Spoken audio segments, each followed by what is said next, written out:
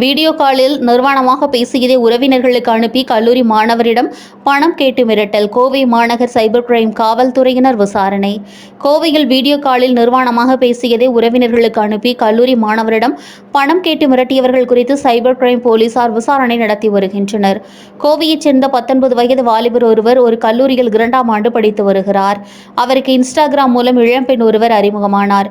அந்த இளம்பெண்ணிடம் மாணவர் நன்றாக பேசி வந்தார். அவர்கள் நட்பாக பழகினர். இந்நிலையில் அந்த மாணவர் இளம்பெண்ணுடன் வீடியோ காலில் நிர்வாணமாக பேசியுள்ளார். அதை அந்த இளம்பெண் மாணவருக்கு தெரியாமல் வீடியோ பதிவு செய்ததாக தெரிகிறது.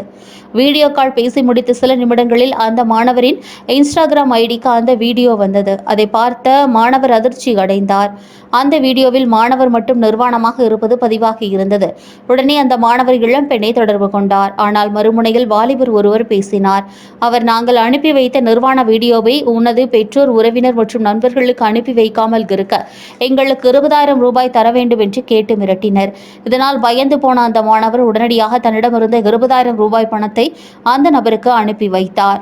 பின்னர் மீண்டும் அந்த நபர் மாணவரை தொடர்பு கொண்டு பணம் கேட்டு மிரட்டினார். அதற்கு மாணவர் தன்னிடம் பணம் இல்லை என்று கூறினார்.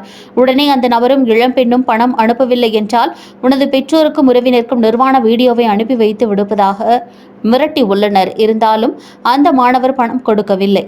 இதனால் இளம்பெண் மற்றும் அந்த நபரும் மாணவரின் நிர்வாண வீடியோவை அவரது உறவினர்கள் மற்றும் நண்பர்களின் இன்ஸ்டாகிராம் ஐடிக்கு அனுப்பி வைத்தனர். இதுகுறித்து மாணவரிடம் அவரது உறவினர்கள், நண்பர்கள் தெரிவித்தனர். இது தொடர்பாக அந்த மாணவர் கோவை மாநகர சைபர் கிரைம் போலீசாரிடம் புகார் செய்தார். அதன் பெயரில் போலீசார் வழக்கு பதிவு செய்த அந்த இளம்பெண் யார் மற்றும் வாலிபர் யார் என்பது குறித்து விசாரணை மேற்கொண்டு வருகின்றனர்.